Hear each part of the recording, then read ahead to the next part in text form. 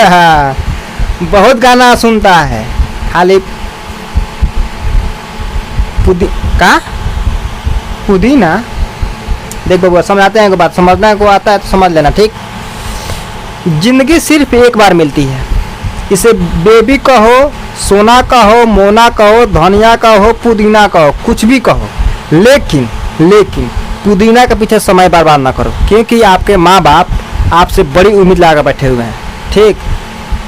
तो वो वाला काम ना करो, पढ़ाई करो, आगे बढ़ो, ठीक। तो हमने 12 में हिस्ट्री का पहला चैप्टर जाना है, उसमें कुछ पढ़ा दिए हैं हड़प्पा सभ्यता के बारे में, मोहनजोदड़ो के बारे में, कालीबंगन के बारे में।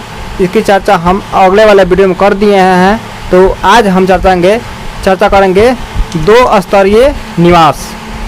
तो आज हम चर्चा करेंगे 2 स्तरीय नगर के बारे में। सबसे पहले हम समझेंगे कि 2 स्तरीय नगर से हम क्या समझते हैं। जैसे कि हमने बताया, देखिए ये एक है ना, इसको अलग कर दिया, इसको अलग कर दिया, ये 2 स्तरीय हो गया, यानी 2 हो गया, स्तर में स्थान हो गया। और नगर, एक ऊंचाई पर बस गया शहर, एक निचला वाला शहर बस गया, तो 2 स्तरीय नगर हो गया। तो समझ गए होंगे आप। तो आइए समझते हैं कहानी के माध्यम से। हड़प्पा सभ्यता के नगरों का निर्माण इस प्रकार किया गया है कि वे 2 स्तरीय दिखाई देते हैं। जैसे कि हमने बताया 2 स्तरीय दिखाई देते हैं, समझ गए होंगे। मोहनजोदड़ो नगर 2 भागों में विभक्त कर दिया गया था, यानी एक निचला शहर हो गया था, एक ऊंचाई वाला शहर हो गया था। तो आप लोग समझ गए होंगे। एक छोटा लेकिन ऊंचाई पर बना हुआ तथा दूसरा बड़ा लेकिन नीचे बना हुआ ऊंचाई पर बने भाग को पुरापीद गढ़ी और दुर्ग मानते हैं। राजमहल के बाहर बड़ा सा गेट बना दिया गया था कि बाहर का दुश्मन अंदर आकर आक्रमण न करे या बाढ़ ना आए, सुरक्षा के लिए बना दिया गया था, ठीक। तो आप लोग समझ गए होंगे। तथा निचले भाग को निचला शहर कहा गया। और दुर्ग का निर्माण कच्ची ईंटों के चबूतरे पर हुआ था।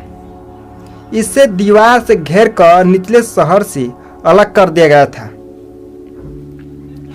दुर्ग की घेराबंदी बाढ़ एवं आक्रमण से सुरक्षा तथा दोनों नगरों के बीच आवागमन को नियंत्रित करने के लिए किया गया था। अब हम चर्चा करेंगे मोहनजोदड़ो में विशाल श्रृंगार के बारे में। सबसे पहले हम समझेंगे कि मोहनजोदड़ो विशाल श्रृंगार का मतलब क्या होता है। मोहनजोदड़ो का अर्थ होता है मृत्यु का टीला, और विशाल मतलब होता है बड़ा, और श्रृंगार का मतलब होता है नहाने वाला घर या खाड़ी, चाहे झरई, चाहे गंगा, चाहे यमुना, ठीक। समझ गए होंगे आप लोग। कोई दिक्कत हो तो कमेंट में लिखिएगा। तो आइए हम आगे जानते हैं। मोहनजोदड़ो का सबसे प्रमुख भवन विशाल श्रृंगार था। यह दुर्ग के भीतर बना एक आयताकार जलाशय था। जलाशय का अर्थ होता है जैसे हम लोग का कल होता है, कल नहाते हैं जिसका पानी गिरता है, वो वाला पानी जाकर गलियारे में गिरता है, मोरी में गिरता है, उसे जलाशय कहते हैं। यह चारों ओर से एक गलियारे से घिरा हुआ था। इसकी लंबाई करीब 12 मीटर और चौड़ाई 7 मीटर और गहराई 2.5 मीटर थी। यह जलकुंड में अंदर प्रवेश करने के लिए दक्षिण और उत्तरी सिरों पर ईंटों की सीढ़ियां बनाई गई थी। फर्श के निर्माण में विशेष सावधानी बरती गई थी। यह पक्की ईंटों का बना हुआ जलाशय था और जलाशय के तीनों ओर कमरे बने हुए थे जो 2 मंजिले के थे, यानी 2 मंजिल था। इन कमरों में संभवत पुरोहित रहते थे। पुरोहित मतलब क्या होता है, बुजुर्ग आदमी रहते थे। एक कमरा में एक बड़ा सा कुआं मिला है जिसका जल जलाशय में आता था, यानी जल का पानी मोरी में गिरता था। जलाशय के पानी के निकास के लिए एक बड़ा सा नाला बना हुआ था जो जलाशय के उत्तर में एक गली के दूसरी ओर छोटे छोटे 8 आसनागार मिले हैं। प्रत्येक आसनागार से नालियाँ गलियारे के साथ बने एक बड़े नाले गिरती थी, यानी बड़े नाले में आकर पानी का गिरती थी। पुराविदों का अनुमान है कि इस जलाशय का व्यवहार स्नान के लिए किया जाता था। तो आप लोग समझ गए होंगे। तो अब अगला हम चर्चा करेंगे अनागार। क्या आप लोग अनागार का मतलब जानते हैं? नहीं जानते हैं तो आइए हम जानते हैं।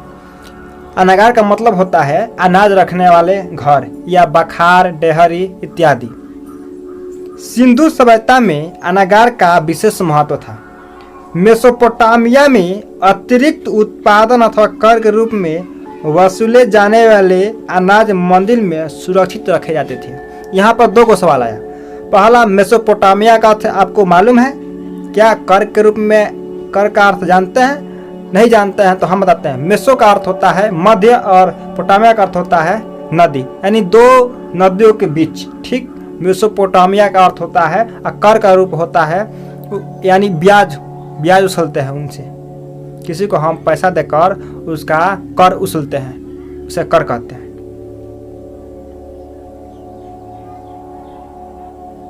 वहाँ सिंधु सभ्यता में इसका संचय करने के लिए अनागार बनाए गए थे, यानी अनाज को रखने के लिए घर बनाए गए थे। ऐसे अनागार मोहनजोदड़ो और हड़प्पा और कालीबंगन, चनहुद्रो, लोथल जैसे स्थलों से प्रकाश में आए हैं। इन्हें गढ़ी के अंदर बनाया गया था, यानी राजमहल के जो गेट होता है, गेट के अंदर जो राजमहल होता है उसके अंदर बनाया गया था अनाज रखने के लिए। ठीक, मोहनजोदड़ो को अनागार सबसे बड़ा था। मोहनजोदड़ो में अनागार महत्व था और सबसे बड़ा था।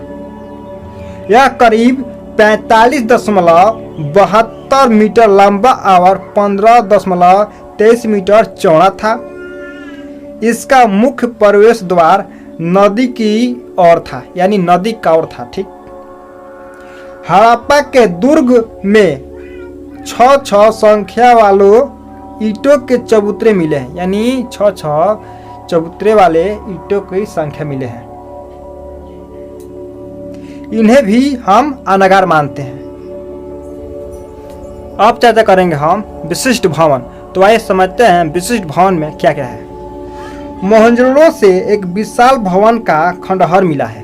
खंडहर का अर्थ होता है गिरे हुए भवनों के अवशेष प्राप्त हुए हैं। ठीक, यह 20 खंभों पर टिका हुआ था। जो घर गिरा है वो 20 खंभों पर टिका हुआ था। इसे सभागार या मुख्य बाजार माना गया है। मुख्य मतलब होता है कि मेन।